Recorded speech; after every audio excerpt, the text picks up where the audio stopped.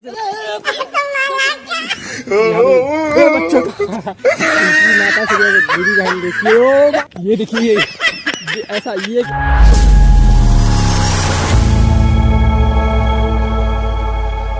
तो चलिए हैं हम लोगों के नदी पे चलते हैं। देखिए यहाँ पे कौन सी नदी है, तो आप लोग को बता दें कि यहाँ पे एक सरयू नदी जिसे हम लोग घाघरा nदी भी बोलते हैं, यहाँ से हम लोग के छोटे से गांव से होकर जाती है। तो इसका एक बहुत विकराल गरड़िए हैं ये सब, दो भैंस चरा रहे हैं। हम आए थे इन लोगों के साथ घूमने। एक ये गरड़िया है, एक ये गरड़िया है, ये पढ़ा लिखा गरड़िया है। ये कैसे चराते हैं इसको ये भी पता है। तो चलिए हम लोग और नदी पे चलते हैं। तो यहाँ पे आप लोग देख सकते हैं बहुत बाढ़ आया था, अभी ये सूखा हुआ है। तो चलिए हम आप लोग को दिखा दें कितना मोटी ये मिट्टी लेकर आया है।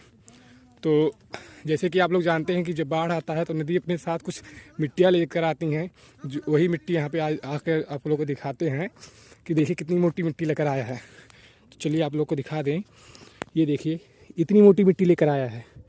इतनी मोटी, कम से कम कुछ नहीं तो हाफ फुट का है। तो अगर आप लोगों को वीडियो अच्छी लगे तो वीडियो को लाइक और सब्सक्राइब जरूर करिएगा। तो चलिए हम आप लोगों को ये देखिए ऐसा ये क्या कर रहे भाई, छोटे से इसकी माँ आ रही है, क्यों परेशान कर रहे हो? नो नो नो नो बच्चों माता से मेरी बहन देखिए, मार रही है, मार दे। और ये हमारी भैंस है, ये लेकर आई, बच्चा लेकर आया है। इसकी भैंस है, बोलते हैं तो हमारी भैंस है। ये देखिए सभी लोग जा रहे हैं उधर, बड़े बड़े बच्चे जा रहे हैं दौड़ते हुए नदी के पास। चलिए हम नदी पे पहुंचने के बाद वीडियो को थोड़ी देर के लिए पॉज कर रहे हैं। यहाँ पे नेट अच्छा चलता है, इसीलिए यहाँ पे सभी लोग बात करने के लिए या फिर बहुत बड़ा वीडियो अपलोड करने के लिए आते हैं। तो आप लोग देख रहे हैं सुंदर नज़ारा, हम लोग के पास का छोटा सा क्षेत्र है। देखिए सब हम लोग डैम के पास आ गए हैं। यहाँ पे भैंस भी पहुँच रही है धीरे धीरे। अरे गधे ऐसा मत कर बे। चलो चलो चलो नदी के पास पहुंच के वीडियो को थोड़ा पॉज कर रहे हैं। देखिए इतना दौड़ा दिए हैं, इसकी मुंह से आवाज़ नहीं निकल रही है यार, इसकी माँ आ रही है। ये होता है प्यार, बिन स्वार्थ प्यार, जैसे कि आप लोग देख सकते हैं। तो दोस्तों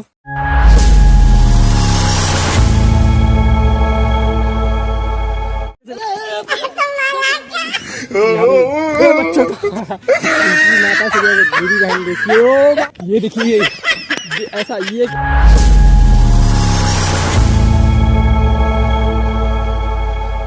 तो चलिए हैं हम लोगों के नदी पे चलते हैं। देखिए यहाँ पे कौन सी नदी है, तो आप लोग को बता दें कि यहाँ पे एक सरयू नदी जिसे हम लोग घाघरा नदी भी बोलते हैं, यहाँ से हम लोग के छोटे से गांव से होकर जाती है। तो इसका एक बहुत विकराल गरड़िए हैं ये सब, दो भैंस चरा रहे हैं। हम आए थे इन लोगों के साथ घूमने। एक ये गरड़िया है, एक ये गरड़िया है, ये पढ़ा लिखा गरड़िया है। ये कैसे चराते हैं इसको ये भी पता है। तो चलिए हम लोग और नदी पे चलते हैं। तो यहाँ पे आप लोग देख सकते हैं बहुत बाढ़ आया था, अभी ये सूखा हुआ है। तो चलिए हम आप लोग को दिखा दें कितना मोटी ये मिट्टी लेकर आया है। तो जैसे कि आप लोग जानते हैं कि जब बाढ़ आता है तो नदी अपने साथ कुछ मिट्टियाँ लेकर आती हैं, जो वही मिट्टी यहाँ पे आकर आप लोगों को दिखाते हैं कि देखिए कितनी मोटी मिट्टी लेकर आया है। तो चलिए आप लोग को दिखा दें, ये देखिए इतनी मोटी मिट्टी लेकर आया है। इतनी मोटी, कम से कम कुछ नहीं तो हाफ फुट का है। तो अगर आप लोगों को वीडियो अच्छी लगे तो वीडियो को लाइक और सब्सक्राइब जरूर करिएगा। तो चलिए हम आप लोगों को ये देखिए ऐसा ये क्या कर रहे भाई, छोटे से इसकी माँ आ रही है, क्यों परेशान कर रहे हो? नो नो नो नो बच्चों माता से मेरी बहन देखिए, मार रही है, मार दे। और ये हमारी भैंस है, ये लेकर आई, बच्चा लेकर आया है। इसकी भैंस है, बोलते हैं तो हमारी भैंस है। ये देखिए सभी लोग जा रहे हैं उधर, बड़े बड़े बच्चे जा रहे हैं दौड़ते हुए नदी के पास। चलिए हम नदी पे पहुंचने के बाद वीडियो को थोड़ी देर के लिए पॉज कर रहे हैं। यहाँ पे नेट अच्छा चलता है, इसीलिए यहाँ पे सभी लोग बात करने के लिए या फिर बहुत बड़ा वीडियो अपलोड करने के लिए आते हैं। तो आप लोग देख रहे हैं सुंदर नज़ारा, हम लोग के पास का छोटा सा क्षेत्र है। देखिए सब हम लोग डैम के पास आ गए हैं।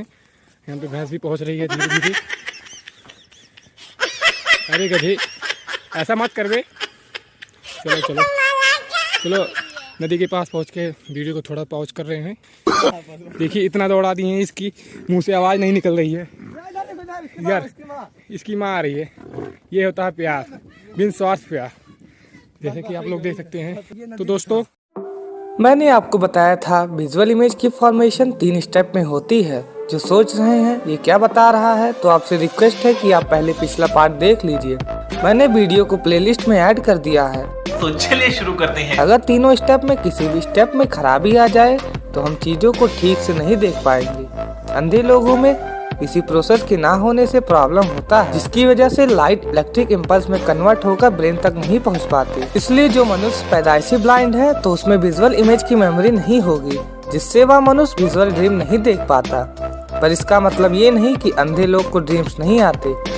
फर्क बस इतना है कि अंधे लोगों को ड्रीम कुछ अलग होता है। वे ड्रीम में आवाज सुनते हैं, चीजों को टेस्ट करते हैं, स्मेल कर सकते हैं और टच सेंसेशन फील कर सकते हैं। इसके अलावा एक रिसर्च में मालूम हुआ कि अंधे लोगों को भी विजुअल ख्वाब आते हैं, मगर वह अपने विजुअल ड्रीम को बयान नहीं कर पाते। ऐसा इसलिए होता है क्योंकि उन्होंने कहीं विजुअल इमेज देखी नहीं होती, जिससे वह अपने ख्वाब को रिलेट नहीं कर पाते। Thanks for watching. जय हिंद, जय। Hello and welcome to insane knowledge by RS. आज इस वीडियो में हम ऐसे टेक्नोलॉजी के बारे में बात करेंगे जो वर्चुअल और रियल लाइफ को आपस में कनेक्ट करेगी। इस टेक्नोलॉजी का चिंतन किसी साइंटिस्ट ने नहीं बल्कि एक ऑथर ने किया था, जिनका नाम नील स्टीफेंसन है। उन्होंने 1992 में अपने नॉवल स्नो क्रैश में उस वर्ड का जिक्र किया था। उन्होंने विचार किया था कि इंसान घर बैठा हो और वह दुनिया में जहाँ चाहे उसकी 3D इमेज पहुँच जाए। अब आप सोच रहे होंगे यह कौन सी टेक्नोलॉजी है, तो मैं आपको बता दूँ, या फ्यूचरिस्टिक टेक्नोलॉजी मेटावर्स है। मेटावर्स 2 वर्ड से मिलकर बना है। मेटा मतलब बियॉन्ड और बियॉन्ड का मतलब जहाँ तक आप नहीं सोच सकते, और वर्स का मतलब यूनिवर्स, यानी जो यूनिवर्स आप देख रहे हैं उससे परे की बात की जाए उसे मेटावर्स कहते हैं। आपको यह सुनकर एक इमेज आ रही होगी। चलिए मैं आपको बताता हूँ आपको कौन सी इमेज आ रही होगी। आपको अवतार फिल्म के फिक्शनल कैरेक्टर की इमेज आ रही होगी। उस मूवी में मेटावर्स की मदद से कैरेक्टर को डिज़ाइन किया गया है। वीडियो लंबी हो गई है तो हम अगले पार्ट में आगे की बातें करेंगे। आज हम इस वीडियो में दुनिया के 10 सबसे अमीर आदमियों के बारे में जानेंगे। आपको सुनकर बहुत ही गर्व महसूस होगा कि इनमें से 2 व्यक्ति भारतीय भी हैं। तो चलिए स्टार्ट करते हैं। 10वें स्थान पे अमेरिका के लैरी पेज हैं, जो कि कंप्यूटर साइंटिस्ट भी हैं। इन्होंने सर्गी ब्रिन से मिलकर 1998 ईस्वी में गूगल की स्थापना की। इनकी नेटवर्थ 78.9 बिलियन। 9वें स्थान पे Carlos slim hello and family है। ये टेलीकॉम कंपनी के मालिक। इनकी नेटवर्थ $73.5 बिलियन है। 8वें नंबर पे भारत के मुकेश अंबानी जी हैं। ये रिलायंस इंडस्ट्रीज के मैनेजिंग डायरेक्टर और सबसे बड़े शेयर होल्डर हैं। इनकी नेटवर्थ $89 बिलियन है। 7वें स्थान पे बिल गेट्स हैं, जो कि अमेरिकी बिजनेसमैन हैं। ये माइक्रोसॉफ्ट कंपनी के को फाउंडर भी हैं और साथ ही एक लेखक भी हैं। इनकी नेटवर्थ $101 बिलियन है। 6वें स्थान पर लैरी एरिसन हैं। ये अमेरिकी इन्वेस्टर भी हैं। ये ऑरेकल कॉर्पोरेशन के को फाउंडर भी हैं। इनकी नेटवर्थ $102 बिलियन है। 5वें स्थान पे सभी के सबसे महान इन्वेस्टर वॉरेन बफेट हैं। ये वॉरेन बर्कशायर कंपनी के चेयरमैन और सीईओ हैं। इनकी नेटवर्थ $102 बिलियन है। 4थे स्थान पे जेफ बेजोस हैं। ये ऑनलाइन कंपनी अमेजॉन के फाउंडर हैं। कोरोना की में इस कंपनी को ज़्यादा फायदा हुआ क्योंकि ज़्यादा से ज़्यादा लोग ऑनलाइन खरीदारी करने लगे। इनकी नेटवर्थ $120 बिलियन है। 3रे स्थान पर एक भारतीय है जिनका नाम सुनकर आपको बहुत गर्व महसूस होगा। इनका नाम गौतम अडानी है। ये भारतीय बिजनेसमैन है। इनकी नेटवर्थ $135 बिलियन है। 2रे स्थान पे बर्नार्ड अर्नोट एंड फैमिली है। ये दुनिया की लग्जरी गुड्स कंपनी LVMH के फाउंडर हैं। बर्नार्ड यूरोप के सबसे अमीर आदमी हैं। उनकी नेटवर्थ $159 बिलियन है। पहले स्थान को बताने से पहले आप लोग हमारे वीडियो को अगर अभी तक देख रहे हैं तो हमारे वीडियो को लाइक और शेयर एंड सब्सक्राइब जरूर करिएगा, क्योंकि आप बिल्कुल फ्री होता है। आपके साथ और विश्वास से हमें आत्मविश्वास मिलता है, जिससे कि हमें और आगे भी ऐसी वीडियो बनाते रहेंगे। तो चलिए शुरू करते हैं। पहले स्थान पे इलोन मस्क हैं, जो कि अमेरिका के इलोन मस्क इलेक्ट्रिक कार निर्माता कंपनी टेस्ला के मालिक हैं। इलोन की नेटवर्थ $209 बिलियन है। Thanks for watching. जय हिंद, जय भारत। आज हम इस वीडियो में दुनिया के 10 सबसे अमीर आदमियों के बारे में जानेंगे।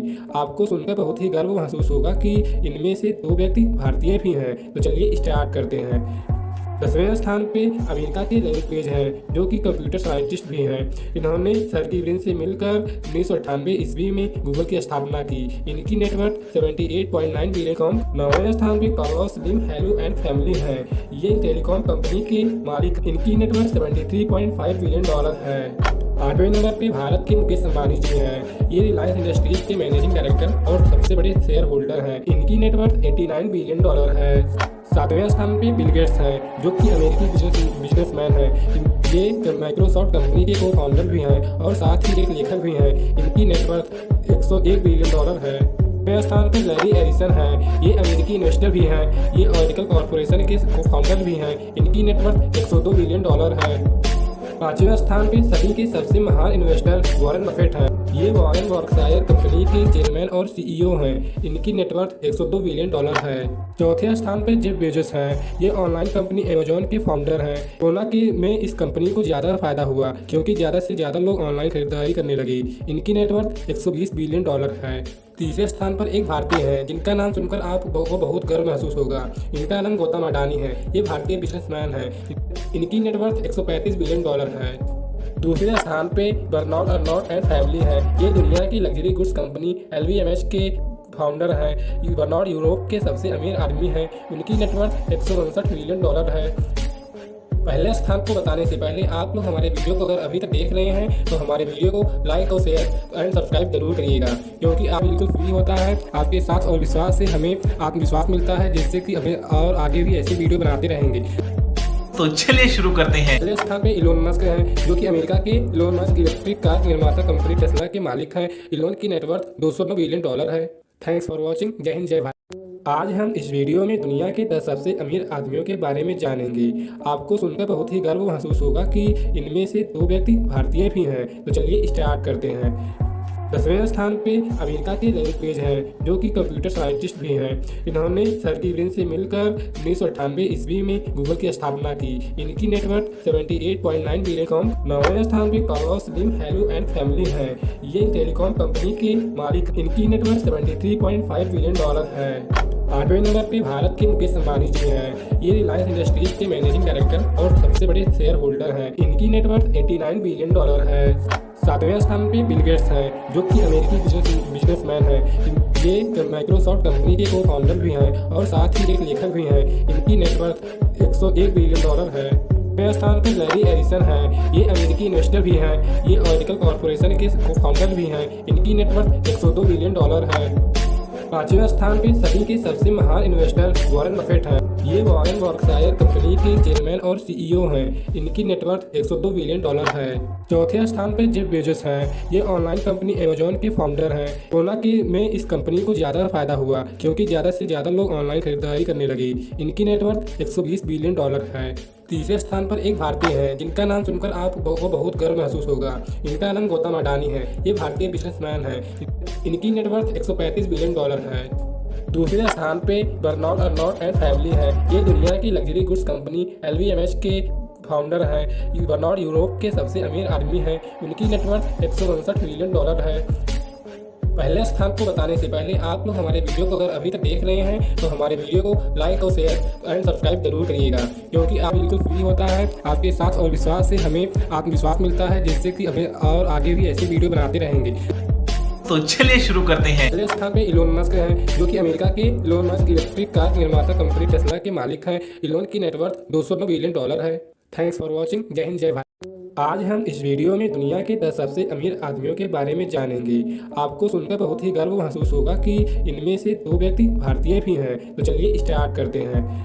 10वें स्थान पे अमेरिका के लैरी पेज हैं, जो कि कंप्यूटर साइंटिस्ट भी हैं। इन्होंने सर्गी ब्रिन से मिलकर 1998 ईस्वी में गूगल की स्थापना की। इनकी नेटवर्थ $78.9 बिलियन। 9वें स्थान पे कार्लोस स्लिम हैलू एंड फैमिली हैं। ये टेलीकॉम कंपनी के मालिक। इनकी नेटवर्थ $73.5 बिलियन है। 8वें नंबर पे भारत के मुकेश अंबानी जी हैं। ये रिलायंस इंडस्ट्रीज के मैनेजिंग डायरेक्टर और सबसे बड़े शेयर होल्डर हैं। इनकी नेटवर्थ $89 बिलियन है। 7वें स्थान पे बिल गेट्स हैं, जो कि अमेरिकी बिजनेसमैन हैं। ये माइक्रोसॉफ्ट कंपनी के को फाउंडर भी हैं और साथ ही एक लेखक भी हैं। इनकी नेटवर्थ $101 बिलियन है। 9वें स्थान पर लैरी एरिसन हैं। ये अमेरिकी इन्वेस्टर भी हैं। ये ऑरेकल कॉर्पोरेशन के को फाउंडर भी हैं। इनकी नेटवर्थ $102 बिलियन है।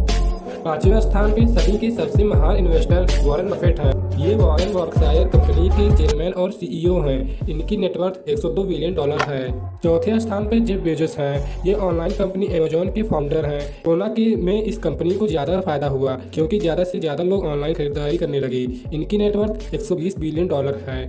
तीसरे स्थान पर एक भारतीय है जिनका नाम सुनकर आपको बहुत गर्व महसूस होगा। इनका नाम गौतम अडानी है। ये भारतीय बिजनेसमैन है। इनकी नेटवर्थ 135 बिलियन डॉलर है। दूसरे स्थान पे बर्नार्ड अर्नोट एंड फैमिली है। ये दुनिया की लग्जरी गुड्स कंपनी LVMH के फाउंडर हैं। बर्नार्ड यूरोप के सबसे अमीर आदमी हैं। उनकी नेटवर्थ 159 बिलियन डॉलर है। पहले स्थान को बताने से पहले आप लोग हमारे वीडियो को अगर अभी तक देख रहे हैं तो हमारे वीडियो को लाइक और शेयर एंड सब्सक्राइब जरूर करिएगा, क्योंकि आप बिल्कुल फ्री होता है। आपके साथ और विश्वास से हमें आत्मविश्वास मिलता है, जिससे कि हमें और आगे भी ऐसी वीडियो बनाते रहेंगे। तो चलिए शुरू करते हैं। पहले स्थान पे इलोन मस्क हैं, जो कि अमेरिका के इलोन मस्क इलेक्ट्रिक कार निर्माता कंपनी टेस्ला के मालिक हैं। इलोन की नेटवर्थ 209 बिलियन डॉलर है। Thanks for watching. जय हिंद, जय भारत। आज हम इस वीडियो में दुनिया के 10 सबसे अमीर आदमियों के बारे में जानेंगे। आपको सुनकर बहुत ही गर्व महसूस होगा कि इनमें से 2 व्यक्ति भारतीय भी हैं। तो चलिए स्टार्ट करते हैं। 10वें स्थान पे अमेरिका के लैरी पेज हैं, जो कि कंप्यूटर साइंटिस्ट भी हैं। इन्होंने सर्जी ब्रिन से मिलकर 1998 ईस्वी में गूगल की स्थापना की। इनकी नेटवर्थ 78.9 बिलियन। 9वें स्थान पे Carlos slim hello and family हैं। ये टेलीकॉम कंपनी के मालिक। इनकी नेटवर्थ 73.5 बिलियन डॉलर है। 8वें नंबर पे भारत के मुकेश अंबानी जी हैं। ये रिलायंस इंडस्ट्रीज के मैनेजिंग डायरेक्टर और सबसे बड़े शेयर होल्डर हैं। इनकी नेटवर्थ 89 बिलियन डॉलर है। 7वें स्थान पे बिल गेट्स हैं, जो कि अमेरिकी बिजनेसमैन हैं। ये माइक्रोसॉफ्ट कंपनी के को फाउंडर भी हैं और साथ ही एक लेखक भी हैं। इनकी नेटवर्थ 101 बिलियन डॉलर है। 6वें स्थान पर लैरी एरिसन हैं। ये अमेरिकी इन्वेस्टर भी हैं। ये ऑरेकल कॉर्पोरेशन के को फाउंडर भी हैं। इनकी नेटवर्थ 102 बिलियन डॉलर है। 5वें स्थान पे सभी के सबसे महान इन्वेस्टर वॉरेन बफेट हैं। ये वॉरेन बर्कशायर कंपनी के चेयरमैन और सीईओ हैं। इनकी नेटवर्थ 102 बिलियन डॉलर है। चौथे स्थान पे जेफ बेजोस हैं। ये ऑनलाइन कंपनी अमेजॉन के फाउंडर हैं। कोरोना में इस कंपनी को ज़्यादा फायदा हुआ क्योंकि ज़्यादा से ज़्यादा लोग ऑनलाइन खरीदारी करने लगे। इनकी नेटवर्थ 120 बिलियन डॉलर है। तीसरे स्थान पर एक भारतीय है जिनका नाम सुनकर आपको बहुत गर्व महसूस होगा। इनका नाम गौतम अडानी है। ये भारतीय बिजनेसमैन है। इनकी नेटवर्थ 135 बिलियन डॉलर है। दूसरे स्थान पे बर्नार्ड अर्नोट एंड फैमिली है। ये दुनिया की लग्जरी गुड्स कंपनी LVMH के फाउंडर हैं। बर्नार्ड यूरोप के सबसे अमीर आदमी हैं। उनकी नेटवर्थ 159 बिलियन डॉलर है। पहले स्थान को बताने से पहले आप लोग हमारे वीडियो को अगर अभी तक देख रहे हैं तो हमारे वीडियो को लाइक और शेयर एंड सब्सक्राइब जरूर करिएगा, क्योंकि आप बिल्कुल फ्री होता है। आपके साथ और विश्वास से हमें आत्मविश्वास मिलता है, जिससे कि हमें और आगे भी ऐसी वीडियो बनाते रहेंगे। तो चलिए शुरू करते हैं। पहले स्थान पे इलोन मस्क हैं, जो कि अमेरिका के इलोन मस्क इलेक्ट्रिक कार निर्माता कंपनी टेस्ला के मालिक हैं। इलोन की नेटवर्थ 209 बिलियन डॉलर है। Thanks for watching. जय हिंद, जय भारत। मैंने आपको बताया था विजुअल इमेज की फॉर्मेशन 3 स्टेप में होती है। जो सोच रहे हैं ये क्या बता रहा है, तो आपसे रिक्वेस्ट है कि आप पहले पिछला पार्ट देख लीजिए। मैंने वीडियो को प्लेलिस्ट में ऐड कर दिया है। तो चलिए शुरू करते हैं। अगर तीनों स्टेप में किसी भी स्टेप में खराबी आ जाए तो हम चीजों को ठीक से नहीं देख पाएंगे। अंधे लोगों में किसी प्रोसेस के ना होने से प्रॉब्लम होता है, जिसकी वजह से लाइट इलेक्ट्रिक इम्पल्स में कन्वर्ट होकर ब्रेन तक नहीं पहुंच पाती। इसलिए जो मनुष्य पैदाइशी ब्लाइंड है तो उसमें विजुअल इमेज की मेमोरी नहीं होगी, जिससे वह मनुष्य विजुअल ड्रीम नहीं देख पाता। पर इसका मतलब ये नहीं कि अंधे लोग को ड्रीम्स नहीं आते। फर्क बस इतना है कि अंधे लोगों को ड्रीम कुछ अलग होता है। वे ड्रीम में आवाज सुनते हैं, चीजों को टेस्ट करते हैं, स्मेल कर सकते हैं और टच सेंसेशन फील कर सकते हैं। इसके अलावा एक रिसर्च में मालूम हुआ कि अंधे लोगों को भी विजुअल ख्वाब आते हैं, मगर वह अपने विजुअल ड्रीम को बयान नहीं कर पाते। ऐसा इसलिए होता है क्योंकि उन्होंने कहीं विजुअल इमेज देखी नहीं होती, जिससे वह अपने ख्वाब को रिलेट नहीं कर पाते। Thanks for watching. जय हिंद, जय। Hello and welcome to insane knowledge by RS। आज इस वीडियो में हम ऐसे टेक्नोलॉजी के बारे में बात करेंगे जो वर्चुअल और रियल लाइफ को आपस में कनेक्ट करेगी। इस टेक्नोलॉजी का चिंतन किसी साइंटिस्ट ने नहीं बल्कि एक ऑथर ने किया था, जिनका नाम नील स्टीफेंसन है। उन्होंने 1992 में अपने नॉवल स्नो क्रैश में उस वर्ड का जिक्र किया था। उन्होंने विचार किया था कि इंसान घर बैठा हो और वह दुनिया में जहाँ चाहे उसकी 3D इमेज पहुँच जाए। अब आप सोच रहे होंगे यह कौन सी टेक्नोलॉजी है, तो मैं आपको बता दूँ या फ्यूचरिस्टिक टेक्नोलॉजी मेटावर्स है। मेटावर्स 2 वर्ड से मिलकर बना है। मेटा मतलब बियॉन्ड और बियॉन्ड का मतलब जहाँ तक आप नहीं सोच सकते, अवर्स का मतलब यूनिवर्स, यानी जो यूनिवर्स आप देख रहे हैं उससे परे की बात की जाए उसे मेटावर्स कहते हैं। आपको यह सुनकर एक इमेज आ रही होगी, चलिए मैं आपको बताता हूँ आपको कौन सी इमेज आ रही होगी। आपको अवतार फिल्म के फिक्शनल कैरेक्टर की इमेज आ रही होगी। उस मूवी में मेटावर्स की मदद से कैरेक्टर को डिज़ाइन किया गया है। वीडियो लंबी हो गई है तो हम अगले पार्ट में आगे की बातें करेंगे। मैंने आपको बताया था विजुअल इमेज की फॉर्मेशन 3 स्टेप में होती है। जो सोच रहे हैं ये क्या बता रहा है, तो आपसे रिक्वेस्ट है कि आप पहले पिछला पार्ट देख लीजिए। मैंने वीडियो को प्लेलिस्ट में ऐड कर दिया है। तो चलिए शुरू करते हैं। अगर तीनों स्टेप में किसी भी स्टेप में खराबी आ जाए तो हम चीजों को ठीक से नहीं देख पाएंगे। अंधे लोगों में इसी प्रोसेस के ना होने से प्रॉब्लम होता है, जिसकी वजह से लाइट इलेक्ट्रिक इम्पल्स में कन्वर्ट होकर ब्रेन तक नहीं पहुंच पाती। इसलिए जो मनुष्य पैदाइशी ब्लाइंड है तो उसमें विजुअल इमेज की मेमोरी नहीं होगी, जिससे वह मनुष्य विजुअल ड्रीम नहीं देख पाता। पर इसका मतलब ये नहीं कि अंधे लोग को ड्रीम्स नहीं आते। फर्क बस इतना है कि अंधे लोगों को ड्रीम कुछ अलग होता है। वे ड्रीम में आवाज सुनते हैं, चीजों को टेस्ट करते हैं, स्मेल कर सकते हैं और टच सेंसेशन फील कर सकते हैं। इसके अलावा एक रिसर्च में मालूम हुआ कि अंधे लोगों को भी विजुअल ख्वाब आते हैं, मगर वह अपने विजुअल ड्रीम को बयान नहीं कर पाते। ऐसा इसलिए होता है क्योंकि उन्होंने कहीं विजुअल इमेज देखी नहीं होती, जिससे वह अपने ख्वाब को रिलेट नहीं कर पाते। Thanks for watching. जय हिंद जय। Hello and welcome to insane knowledge by RS. आज इस वीडियो में हम ऐसे टेक्नोलॉजी के बारे में बात करेंगे जो वर्चुअल और रियल लाइफ को आपस में कनेक्ट करेगी। इस टेक्नोलॉजी का चिंतन किसी साइंटिस्ट ने नहीं बल्कि एक ऑथर ने किया था, जिनका नाम नील स्टीफेंसन है। उन्होंने 1992 में अपने नॉवल स्नो क्रैश में उस वर्ड का जिक्र किया था।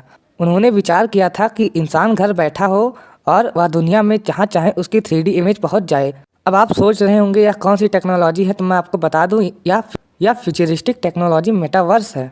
मेटावर्स 2 वर्ड से मिलकर बना है। मेटा मतलब बियॉन्ड और बियॉन्ड का मतलब जहाँ तक आप नहीं सोच सकते। अवर्स का मतलब यूनिवर्स, यानी जो यूनिवर्स आप देख रहे हैं उससे परे की बात की जाए उसे मेटावर्स कहते हैं। आपको यह सुनकर एक इमेज आ रही होगी, चलिए मैं आपको बताता हूँ आपको कौन सी इमेज आ रही होगी। आपको अवतार फिल्म के फिक्शनल कैरेक्टर की इमेज आ रही होगी। उस मूवी में मेटावर्स की मदद से कैरेक्टर को डिज़ाइन किया गया है। वीडियो लंबी हो गई है तो हम अगले पार्ट में आगे की बातें करेंगे। मैंने आपको बताया था विजुअल इमेज की फॉर्मेशन 3 स्टेप में होती है। जो सोच रहे हैं ये क्या बता रहा है, तो आपसे रिक्वेस्ट है कि आप पहले पिछला पार्ट देख लीजिए। मैंने वीडियो को प्लेलिस्ट में ऐड कर दिया है। तो चलिए शुरू करते हैं। अगर तीनों स्टेप में किसी भी स्टेप में खराबी आ जाए तो हम चीजों को ठीक से नहीं देख पाएंगे। अंधे लोगों में इसी प्रोसेस के ना होने से प्रॉब्लम होता है, जिसकी वजह से लाइट इलेक्ट्रिक इम्पल्स में कन्वर्ट होकर ब्रेन तक नहीं पहुंच पाती। इसलिए जो मनुष्य पैदाइशी ब्लाइंड है तो उसमें विजुअल इमेज की मेमोरी नहीं होगी, जिससे वह मनुष्य विजुअल ड्रीम नहीं देख पाता। पर इसका मतलब ये नहीं कि अंधे लोग को ड्रीम्स नहीं आते। फर्क बस इतना है कि अंधे लोगों को ड्रीम कुछ अलग होता है। वे ड्रीम में आवाज सुनते हैं, चीजों को टेस्ट करते हैं, स्मेल कर सकते हैं और टच सेंसेशन फील कर सकते हैं। इसके अलावा एक रिसर्च में मालूम हुआ कि अंधे लोगों को भी विजुअल ख्वाब आते हैं, मगर वह अपने विजुअल ड्रीम को बयान नहीं कर पाते। ऐसा इसलिए होता है क्योंकि उन्होंने कहीं विजुअल इमेज देखी नहीं होती, जिससे वह अपने ख्वाब को रिलेट नहीं कर पाते। Thanks for watching. जय हिंद जय। Hello and welcome to insane knowledge by RS. आज इस वीडियो में हम ऐसे टेक्नोलॉजी के बारे में बात करेंगे जो वर्चुअल और रियल लाइफ को आपस में कनेक्ट करेगी। इस टेक्नोलॉजी का चिंतन किसी साइंटिस्ट ने नहीं बल्कि एक ऑथर ने किया था, जिनका नाम नील स्टीफेंसन है। उन्होंने 1992 में अपने नॉवल स्नो क्रैश में उस वर्ड का जिक्र किया था। उन्होंने विचार किया था कि इंसान घर बैठा हो और वह दुनिया में जहाँ चाहे उसकी 3D इमेज पहुँच जाए। अब आप सोच रहे होंगे यह कौन सी टेक्नोलॉजी है, तो मैं आपको बता दूँ या फ्यूचरिस्टिक टेक्नोलॉजी मेटावर्स है। मेटावर्स 2 वर्ड से मिलकर बना है। मेटा मतलब बियॉन्ड और बियॉन्ड का मतलब जहाँ तक आप नहीं सोच सकते। अवर्स का मतलब यूनिवर्स, यानी जो यूनिवर्स आप देख रहे हैं उससे परे की बात की जाए उसे मेटावर्स कहते हैं। आपको यह सुनकर एक इमेज आ रही होगी, चलिए मैं आपको बताता हूँ आपको कौन सी इमेज आ रही होगी। आपको अवतार फिल्म के फिक्शनल कैरेक्टर की इमेज आ रही होगी। उस मूवी में मेटावर्स की मदद से कैरेक्टर को डिज़ाइन किया गया है। वीडियो लंबी हो गई है तो हम अगले पार्ट में आगे की बातें करेंगे। आज हम बात करने जा रहे हैं डायनासोर के अंत के बाद मनुष्य का उद्गम कैसे हुआ। तो हम आपको बता दें कि पृथ्वी पर 6.6 करोड़ साल पहले एक विशाल का एस्टेरॉयड के गिरने से यहाँ जो विशाल का जीव थे वे विलुप्त हो गए थे, लेकिन ये महाप्रलय किसी अन्य जीव के लिए अच्छा साबित होने वाला था। डायनासोर का अंत एक नई प्रजाति के लिए सुनहरा अवसर लेकर आया था। ये प्रजाति थी मैमल्स की। इन्होंने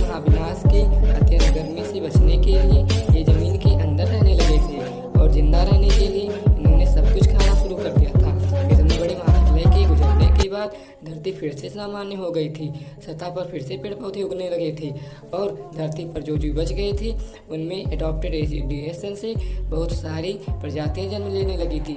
इन्हीं प्रजातियों में एक प्रजाति बंदरों की थी। इन बंदरों में समय समय पर बहुत सारे परिवर्तन हुए। इन्हीं में हमारे पूर्वज होमो सेपियंस भी हुए, जिनसे आज मनुष्यों का उद्गम हुआ।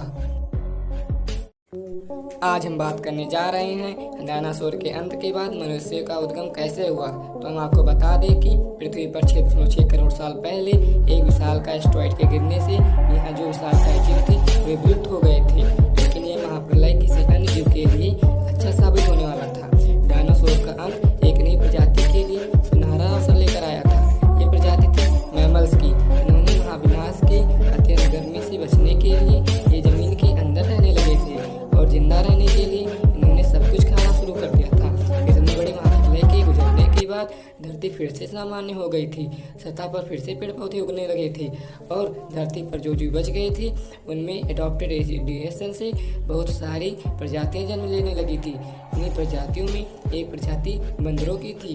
इन बंदरों में समय समय पर बहुत सारे परिवर्तन हुए। इन्हीं में हमारे पूर्वज होमो सेपियंस भी हुए, जिनसे आज मनुष्यों का उद्गम हुआ। Welcome to my channel insane knowledge by RS. आज हम पिछले वीडियो के सेकंड पार्ट के बारे में बात करेंगे। जिसने भी वह वीडियो नहीं देखा, मैंने वीडियो प्लेलिस्ट में डाल दिया है, आप वहां से देख सकते हैं। पिछला वीडियो देखकर काफ़ी लोगों के दिमाग में आ रहा होगा कि मेटावर्स प्रोजेक्ट स्टार्ट कर दिया गया है या अभी यह सोचा ही जा रहा है। मैं आप लोगों को बता दूं कि इस प्रोजेक्ट पे काम तेज़ी से हो रहा है और इस प्रोजेक्ट पर काम फेसबुक के फाउंडर मार्क जुकरबर्ग कर रहे हैं। उनका कहना है कि यह प्रोजेक्ट 2025 तक पूरा हो जाएगा और हम घर बैठे ही दुनिया भर में अपना 3D इमेज पहुंचा सकते हैं। मार्क जुकरबर्ग ने इसके लिए यूरोपियन यूनियन से 10,000 लोगों की वैकेंसी भी निकाली है और माइक्रोसॉफ्ट के सत्या नडेला जी, जो कि इंडियन ओरिजिन के सीईओ हैं, उनके साथ मिलकर इस पर तेजी से काम भी कर रहे हैं, जिससे हम तेजी से 3D रियलिटी का वर्ल्ड बना पाए और इस पर काम कर सके। मैं आपको बता दूं कि फेसबुक के $1 बिलियन लॉस के बावजूद मार्क जुकरबर्ग ने मेटावर्स पे हजारों करोड़ रुपए लगा दिए हैं, क्योंकि बस उनका मानना है कि मेटावर्स इंटरनेट से भी ऊंची दुनिया बनेगी और वह वर्चुअल और रियल वर्ल्ड को आपस में कनेक्ट करेगी। वीडियो लंबी हो गई है, आगे की बातें इसके हम लास्ट पार्ट में करेंगे। Till then thanks for watching. जय Hind. Welcome to my channel insane knowledge by RS. आज हम पिछले वीडियो के सेकंड पार्ट के बारे में बात करेंगे। जिसने भी वह वीडियो नहीं देखा, मैंने वीडियो प्लेलिस्ट में डाल दिया है, आप वहां से देख सकते हैं। पिछला वीडियो देखकर काफ़ी लोगों के दिमाग में आ रहा होगा कि मेटावर्स प्रोजेक्ट स्टार्ट कर दिया गया है या अभी यह सोचा ही जा रहा है। मैं आप लोगों को बता दूं कि इस प्रोजेक्ट पे काम तेज़ी से हो रहा है और इस प्रोजेक्ट पर काम फेसबुक के फाउंडर मार्क जुकरबर्ग कर रहे हैं। उनका कहना है कि यह प्रोजेक्ट 2025 तक पूरा हो जाएगा और हम घर बैठे ही दुनिया भर में अपना 3D इमेज पहुंचा सकते हैं। मार्क जुकरबर्ग ने इसके लिए यूरोपियन यूनियन से 10,000 लोगों की वैकेंसी भी निकाली है और माइक्रोसॉफ्ट के सत्या नडेला जी, जो कि इंडियन ओरिजिन के सीईओ हैं, उनके साथ मिलकर इस पर तेजी से काम भी कर रहे हैं, जिससे हम तेजी से 3D रियलिटी का वर्ल्ड बना पाए और इस पर काम कर सके।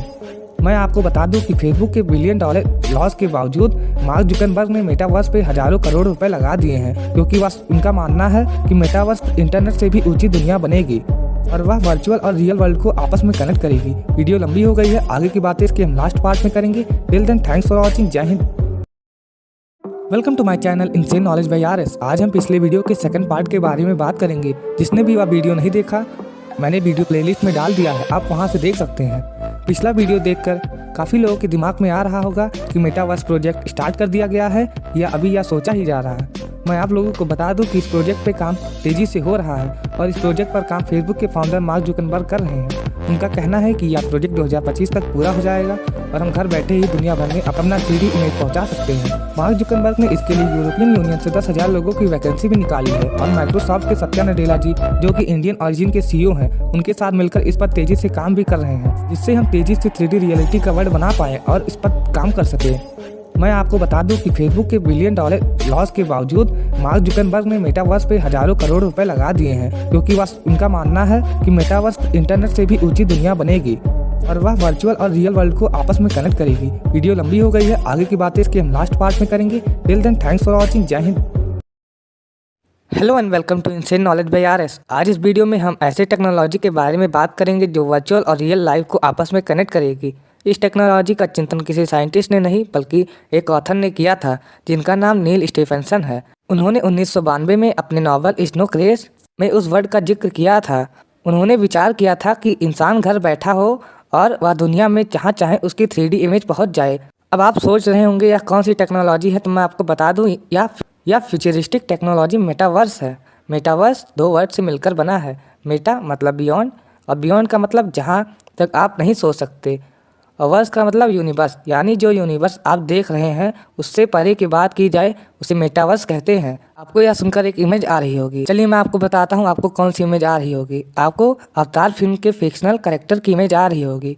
उस मूवी में मेटावर्स की मदद से कैरेक्टर को डिज़ाइन किया गया है।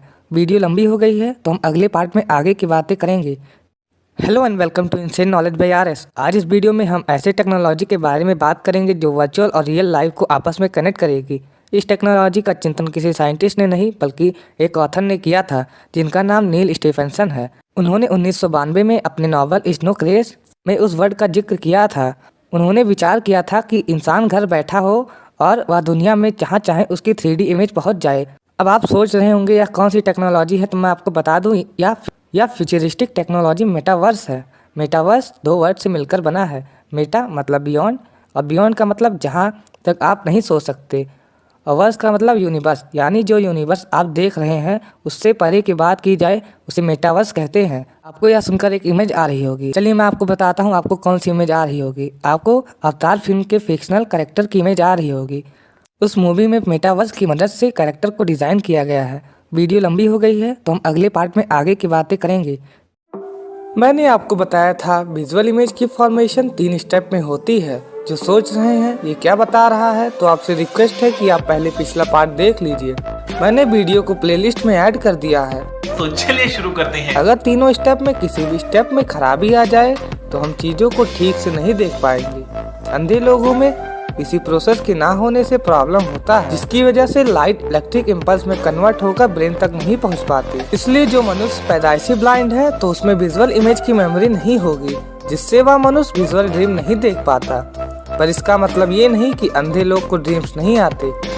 फर्क बस इतना है कि अंधे लोगों को ड्रीम कुछ अलग होता है। वे ड्रीम में आवाज सुनते हैं, चीजों को टेस्ट करते हैं, स्मेल कर सकते हैं और टच सेंसेशन फील कर सकते हैं। इसके अलावा एक रिसर्च में मालूम हुआ कि अंधे लोगों को भी विजुअल ख्वाब आते हैं, मगर वह अपने विजुअल ड्रीम को बयान नहीं कर पाते। ऐसा इसलिए होता है क्योंकि उन्होंने कहीं विजुअल इमेज देखी नहीं होती, जिससे वह अपने ख्वाब को रिलेट नहीं कर पाते। Thanks for watching. जय हिंद जय। Hello and welcome to insane knowledge by RS. आज इस वीडियो में हम ऐसे टेक्नोलॉजी के बारे में बात करेंगे जो वर्चुअल और रियल लाइफ को आपस में कनेक्ट करेगी। इस टेक्नोलॉजी का चिंतन किसी साइंटिस्ट ने नहीं बल्कि एक ऑथर ने किया था जिनका नाम नील स्टीफेंसन है। उन्होंने 1992 में अपने नॉवल स्नो क्रैश में उस वर्ड का जिक्र किया था। उन्होंने विचार किया था कि इंसान घर बैठा हो और वह दुनिया में जहाँ चाहे उसकी 3D इमेज पहुँच जाए। अब आप सोच रहे होंगे यह कौन सी टेक्नोलॉजी है, तो मैं आपको बता दूं या फ्यूचरिस्टिक टेक्नोलॉजी मेटावर्स है। मेटावर्स दो वर्ड से मिलकर बना है। मेटा मतलब बियॉन्ड और बियॉन्ड का मतलब जहां तक आप नहीं सोच सकते, और वर्स का मतलब यूनिवर्स, यानी जो यूनिवर्स आप देख रहे हैं उससे परे की बात की जाए उसे मेटावर्स कहते हैं। आपको यह सुनकर एक इमेज आ रही होगी, चलिए मैं आपको बताता हूँ आपको कौन सी इमेज आ रही होगी। आपको अवतार फिल्म के फिक्शनल कैरेक्टर की इमेज आ रही होगी। उस मूवी में मेटावर्स की मदद से कैरेक्टर को डिज़ाइन किया गया है। वीडियो लंबी हो गई है तो हम अगले पार्ट में आगे की बातें करेंगे। आज हम इस वीडियो में दुनिया के 10 सबसे अमीर आदमियों के बारे में जानेंगे। आपको सुनकर बहुत ही गर्व महसूस होगा कि इनमें से 2 व्यक्ति भारतीय भी हैं। तो चलिए स्टार्ट करते हैं। 10वें स्थान पे अमेरिका के लैरी पेज हैं, जो कि कंप्यूटर साइंटिस्ट भी हैं। इन्होंने सर्गी ब्रिन से मिलकर 1998 ईस्वी में गूगल की स्थापना की। इनकी नेटवर्थ 78.9 बिलियन कॉम। 9वें स्थान पे Carlos slim hello and family हैं। ये टेलीकॉम कंपनी के मालिक। इनकी नेटवर्थ 73.5 बिलियन डॉलर है। 8वें नंबर पे भारत के मुकेश अंबानी जी हैं। ये रिलायंस इंडस्ट्रीज के मैनेजिंग डायरेक्टर और सबसे बड़े शेयर होल्डर हैं। इनकी नेटवर्थ 89 बिलियन डॉलर है। 7वें स्थान पे बिल गेट्स हैं, जो कि अमेरिकी बिजनेसमैन हैं। ये माइक्रोसॉफ्ट कंपनी के को फाउंडर भी हैं और साथ ही एक लेखक भी हैं। इनकी नेटवर्थ 101 बिलियन डॉलर है। 6वें स्थान पे लैरी एरिसन हैं। ये अमेरिकी इन्वेस्टर भी हैं। ये ऑरेकल कॉरपोरेशन के को फाउंडर भी हैं। इनकी नेटवर्थ 102 बिलियन डॉलर है। 5वें स्थान पे सदी के सबसे महान इन्वेस्टर वॉरेन बफेट हैं। ये वॉरेन वर्कशायर कंपनी के चेयरमैन और CEO हैं। इनकी नेटवर्थ 102 बिलियन डॉलर है। 4थे स्थान पर जेफ बेजोस हैं। ये ऑनलाइन कंपनी अमेजॉन के फाउंडर हैं। कोरोना में इस कंपनी को ज़्यादा फायदा हुआ क्योंकि ज़्यादा से ज़्यादा लोग ऑनलाइन खरीदारी करने लगे। इनकी नेटवर्थ 120 बिलियन डॉलर है। तीसरे स्थान पर एक भारतीय हैं जिनका नाम सुनकर आपको बहुत गर्व महसूस होगा। इनका नाम गौतम अडानी है। ये भारतीय बिजनेसमैन हैं। इनकी नेटवर्थ 135 बिलियन डॉलर है। दूसरे स्थान पे बर्नार्ड अर्नोट एंड फैमिली है। ये दुनिया की लग्जरी गुड्स कंपनी LVMH के फाउंडर हैं। बर्नार्ड यूरोप के सबसे अमीर आदमी हैं। उनकी नेटवर्थ 162 बिलियन डॉलर है। पहले स्थान को बताने से पहले आप लोग हमारे वीडियो को अगर अभी तक देख रहे हैं तो हमारे वीडियो को लाइक और शेयर एंड सब्सक्राइब जरूर करिएगा, क्योंकि आप बिल्कुल फ्री होता है। आपके साथ और विश्वास से हमें आत्मविश्वास मिलता है, जिससे कि हमें और आगे भी ऐसे वीडियो बनाते रहेंगे। तो चलिए शुरू करते हैं। यहाँ पे इलोन मस्क हैं, जो कि अमेरिका के इलोन मस्क इलेक्ट्रिक कार निर्माता कंपनी टेस्ला के मालिक हैं। इलोन की नेटवर्थ 209 बिलियन डॉलर है। Thanks for watching. जय Hind. Hello and welcome to insane knowledge by RS। आज इस वीडियो में हम ऐसे टेक्नोलॉजी के बारे में बात करेंगे जो वर्चुअल और रियल लाइफ को आपस में कनेक्ट करेगी। इस टेक्नोलॉजी का चिंतन किसी साइंटिस्ट ने नहीं बल्कि एक ऑथर ने किया था जिनका नाम नील स्टीफेंसन है। उन्होंने 1992 में अपने नॉवल स्नो क्रेश में उस वर्ड का जिक्र किया था। उन्होंने विचार किया था कि इंसान घर बैठा हो और वह दुनिया में जहाँ चाहे उसकी 3D इमेज पहुँच जाए। अब आप सोच रहे होंगे यह कौन सी टेक्नोलॉजी है, तो मैं आपको बता दूँ या फ्यूचरिस्टिक टेक्नोलॉजी मेटावर्स है।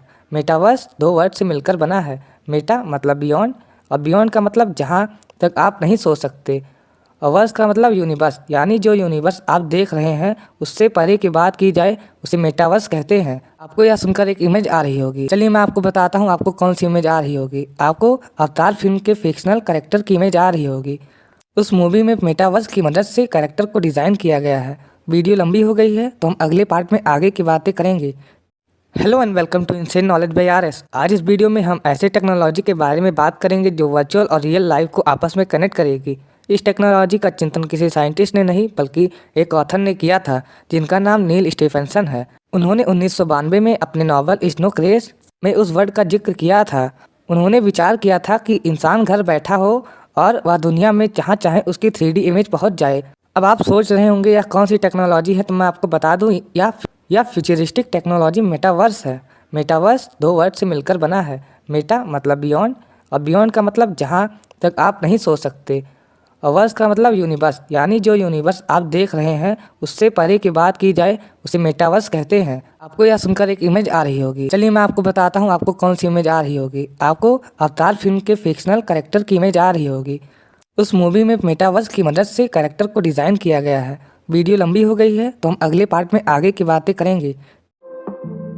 कि दुनिया की सबसे खतरनाक जॉब है सल्फर को माइनिंग करना। अच्छा, तो सल्फर का दुनिया भर में खपत 6 बिलियन डॉलर है, पर इसको माइन करने वाले वर्कर्स को सिर्फ $60 डेली के ही मिलते हैं। ये वर्कर अपनी जान दांव में लगाकर दुनिया की सबसे खतरनाक जहां से सल्फर निकाल कर लाते हैं। कार बैटरीज, फर्टिलाइजर्स और ऑयल रिफाइनरीज जैसे ट्रिलियन डॉलर इंडस्ट्री में यूज होने के साथ साथ सल्फर ही है जिसे शुगर का कलर ब्राउन से वाइट होता है। उन सब चीज़ों के अलावा सल्फर एक बेहतरीन प्लांट न्यूट्रिएंट भी है। सल्फर ना हो तो एग्रीकल्चर सेक्टर बुरी तरह से प्रभावित हो सकता है, क्योंकि फसलों की अच्छी पैदावार के लिए सल्फर की ज़रूरत होती है। जितना सल्फर हमारे लिए इम्पोर्टेंट हो गया है उतना ही उसे एक्सट्रैक्ट करना बहुत ही मुश्किल हो गया है। ईस्ट जावा इंडोनेशिया है एचिंग क्रेटर या एक एक्टिव वॉल्केनिक क्रेटर है जहां हार्मफुल गैसेस 24 घंटे निकलती रहती है।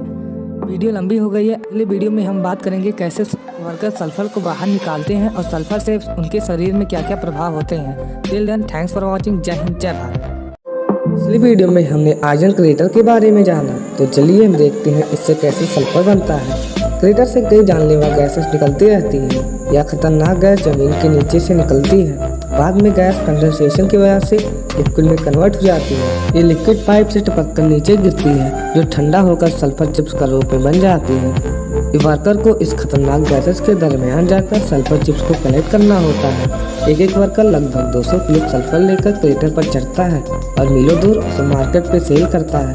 इसे 75,000 से 80,000 इंडोनेशियन रुपए भी मिलते हैं, जो कि सिर्फ $7 के ही बराबर बनते हैं। एक रिसर्च के हिसाब से जानलेवा गैसेस और सल्फर पाउडर को इनहेल करने की वजह से ये वर्कर की उम्र 50 साल से ज़्यादा नहीं हो पाती। अपनी फैमिली को जिंदा रखने के लिए ये खुद मौत के करीब जाने को मजबूर हैं। सल्फर, जिसे डेविल गोल्ड भी कहा जाता है, इसको एक्टिव वोल्केनो से एक्सट्रैक्ट करना दुनिया की सबसे खतरनाक जॉब में शुमार होती है। कि दुनिया की सबसे खतरनाक जॉब है सल्फर को माइनिंग करना। अच्छा, तो सल्फर का दुनिया भर में खपत 6 बिलियन डॉलर है, पर इसको माइन करने वाले वर्कर्स को सिर्फ $60 डेली के ही मिलते हैं। ये वर्कर अपनी जान दांव में लगाकर दुनिया की सबसे खतरनाक जहां से सल्फर निकाल कर लाते हैं। कार बैटरीज, फर्टिलाइजर्स और ऑयल रिफाइनरीज जैसे ट्रिलियन डॉलर इंडस्ट्री में यूज होने के साथ साथ सल्फर ही है जिसे शुगर का कलर ब्राउन से वाइट होता है। इन सब चीज़ों के अलावा सल्फर एक बेहतरीन प्लांट न्यूट्रिएंट भी है। सल्फर ना हो तो एग्रीकल्चर सेक्टर बुरी तरह से प्रभावित हो सकता है, क्योंकि फसलों की अच्छी पैदावार के लिए सल्फर की ज़रूरत होती है। जितना सल्फर हमारे लिए इम्पोर्टेंट हो गया है, उतना ही उसे एक्सट्रैक्ट करना बहुत ही मुश्किल हो गया है। ईस्ट जावा इंडोनेशिया है एचिंग क्रेटर या एक एक्टिव वॉल्केनिक क्रेटर है जहां हार्मफुल गैसेस 24 घंटे निकलती रहती है। वीडियो लंबी हो गई है। अगले वीडियो में हम बात करेंगे कैसे वर्कर सल्फर को बाहर निकालते हैं और सल्फर से उनके शरीर में क्या क्या प्रभाव होते हैं। Till then thanks for watching. जय हिंद, जय भारत। पिछली वीडियो में हमने आयरन क्रेटर के बारे में जाना, तो चलिए हम देखते हैं इससे कैसे सल्फर बनता है। क्रेटर से कई जानलेवा गैसेस निकलती रहती है। यह खतरनाक गैस जमीन के नीचे से निकलती है। बाद में गैस कंडेंसेशन की वजह से लिक्विड में कन्वर्ट हो जाती है। ये लिक्विड पाइप से टपक कर नीचे गिरती है, जो ठंडा होकर सल्फर चिप्स का रूप में बन जाती है।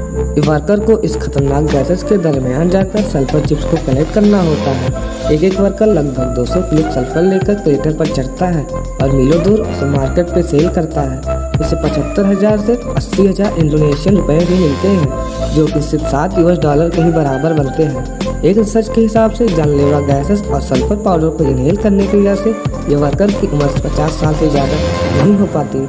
अपनी फैमिली को जिंदा रखने के लिए ये खुद मौत के करीब जाने को मजबूर हैं। सल्फर, जिसे डेविल गोल्ड भी कहा जाता है, इसको एक्टिव वोल्केनो से एक्सट्रैक्ट करना दुनिया की सबसे खतरनाक जॉब में शुमार होती है।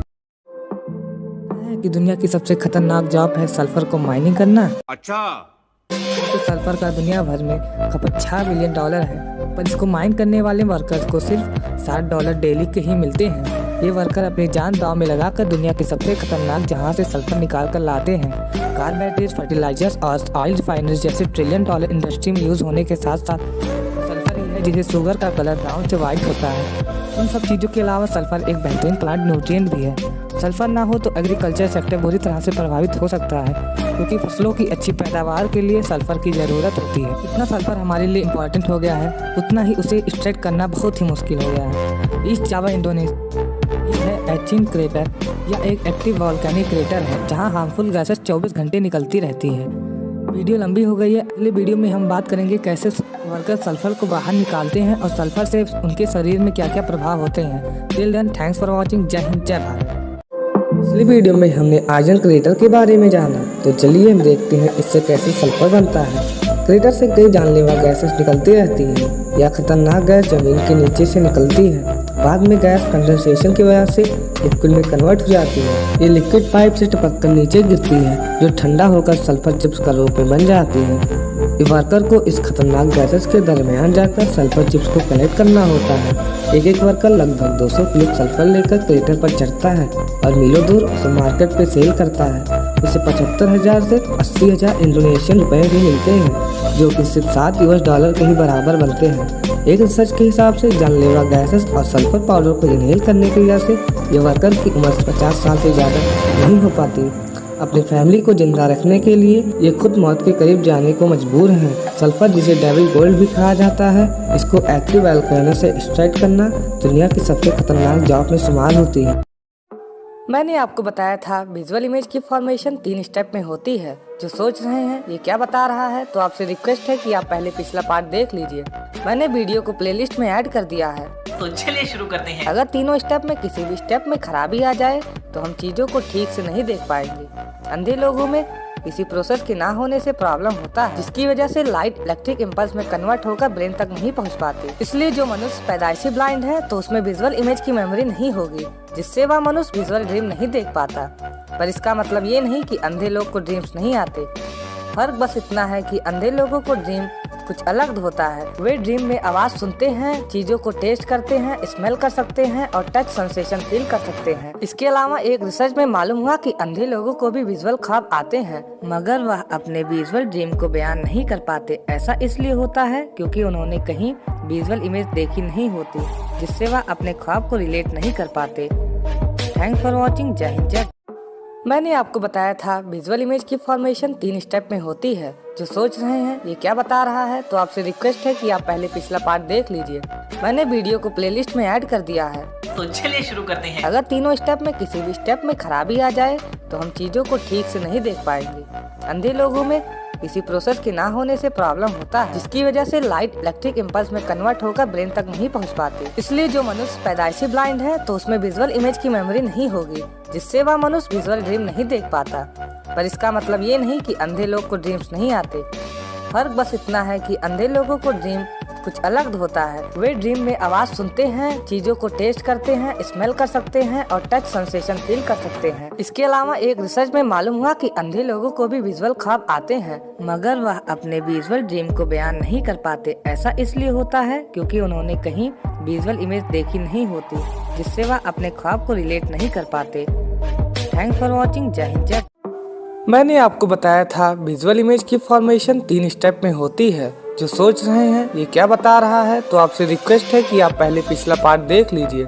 मैंने वीडियो को प्लेलिस्ट में ऐड कर दिया है। तो चलिए शुरू करते हैं। अगर तीनों स्टेप में किसी भी स्टेप में खराबी आ जाए तो हम चीजों को ठीक से नहीं देख पाएंगे। अंधे लोगों में किसी प्रोसेस के ना होने से प्रॉब्लम होता है, जिसकी वजह से लाइट इलेक्ट्रिक इम्पल्स में कन्वर्ट होकर ब्रेन तक नहीं पहुंच पाती। इसलिए जो मनुष्य पैदाइशी ब्लाइंड है तो उसमें विजुअल इमेज की मेमोरी नहीं होगी, जिससे वह मनुष्य विजुअल ड्रीम नहीं देख पाता।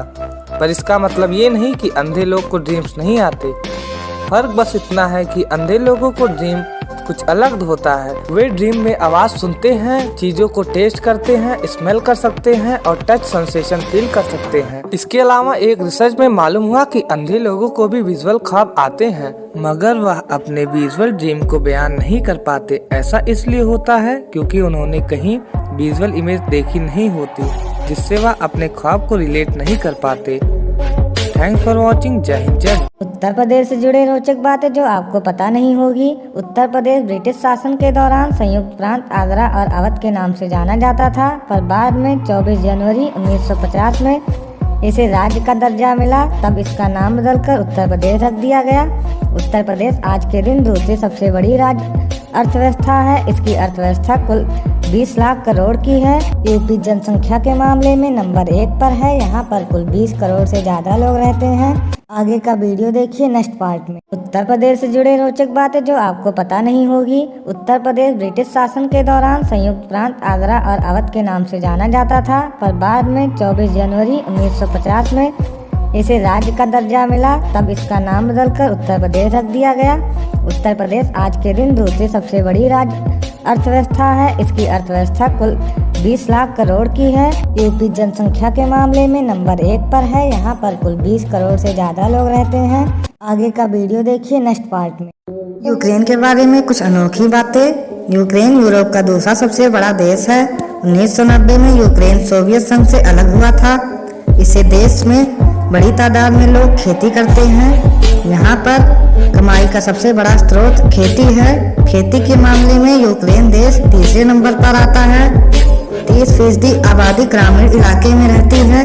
वही क्षेत्रफल के लिहाज से यह यूक्रेन यूरोप का दूसरा सबसे बड़ा देश है। यह जानकर आश्चर्य होगा कि यूक्रेन में दुनिया की सबसे खूबसूरत लड़कियां रहती हैं। यहाँ पर यूक्रेन के बारे में कुछ अनोखी बातें। यूक्रेन यूरोप का दूसरा सबसे बड़ा देश है। 1990 में यूक्रेन सोवियत संघ से अलग हुआ था। इसे देश में बड़ी तादाद में लोग खेती करते हैं। यहाँ पर कमाई का सबसे बड़ा स्रोत खेती है। खेती के मामले में यूक्रेन देश तीसरे नंबर पर आता है। 30% आबादी ग्रामीण इलाके में रहती है। वही क्षेत्रफल के लिहाज से यह यूक्रेन यूरोप का दूसरा सबसे बड़ा देश है। यह जानकर आश्चर्य होगा कि यूक्रेन में दुनिया की सबसे खूबसूरत लड़कियां रहती हैं। यहाँ पर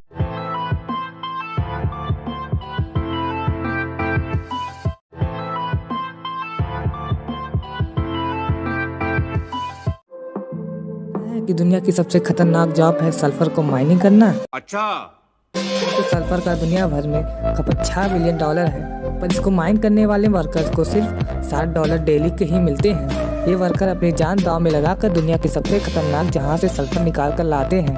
कार बैटरीज, फर्टिलाइजर्स और ऑयल रिफाइनरीज जैसे $1 ट्रिलियन इंडस्ट्री में यूज होने के साथ साथ सल्फर ही है जिसे शुगर का कलर ब्राउन से व्हाइट होता है। उन सब चीज़ों के अलावा सल्फर एक बेहतरीन प्लांट न्यूट्रिएंट भी है। सल्फर ना हो तो एग्रीकल्चर सेक्टर बुरी तरह से प्रभावित हो सकता है, क्योंकि फसलों की अच्छी पैदावार के लिए सल्फर की ज़रूरत होती है। जितना सल्फर हमारे लिए इम्पोर्टेंट हो गया है, उतना ही उसे एक्सट्रैक्ट करना बहुत ही मुश्किल हो गया है। ईस्ट जावा इंडोनेशिया है एचिन क्रेटर या एक एक्टिव वॉल्केनिक क्रेटर है, जहां हार्मफुल गैसेस 24 घंटे निकलती रहती है।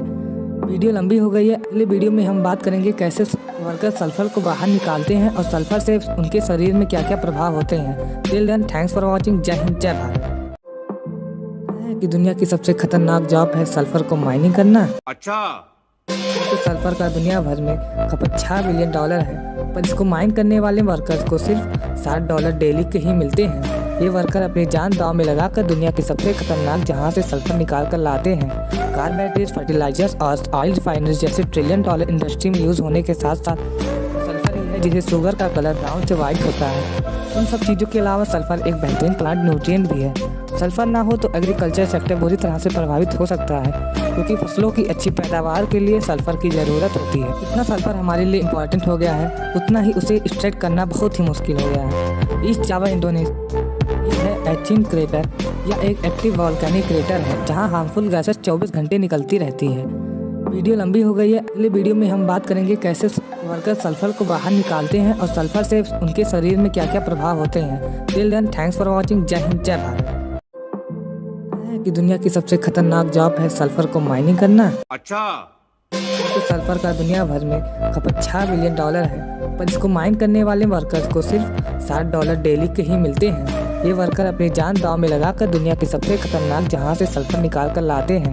कार बैटरीज, फर्टिलाइजर्स और ऑयल रिफाइनरीज जैसे $1 ट्रिलियन इंडस्ट्री में यूज होने के साथ साथ सल्फर ही है जिसे शुगर का कलर ब्राउन से वाइट होता है। उन सब चीज़ों के अलावा सल्फर एक बेहतरीन प्लांट न्यूट्रिएंट भी है। सल्फर ना हो तो एग्रीकल्चर सेक्टर बुरी तरह से प्रभावित हो सकता है, क्योंकि फसलों की अच्छी पैदावार के लिए सल्फर की ज़रूरत होती है। जितना सल्फर हमारे लिए इम्पोर्टेंट हो गया है, उतना ही उसे एक्सट्रैक्ट करना बहुत ही मुश्किल हो गया है। ईस्ट जावा इंडोनेशिया है एचिन क्रेटर या एक एक्टिव वॉल्केनिक क्रेटर है, जहां हार्मफुल गैसेस 24 घंटे निकलती रहती है। वीडियो लंबी हो गई है। अगले वीडियो में हम बात करेंगे कैसे वर्कर सल्फर को बाहर निकालते हैं और सल्फर से उनके शरीर में क्या क्या प्रभाव होते हैं। Till then thanks for watching. जय हिंद, जय भारत।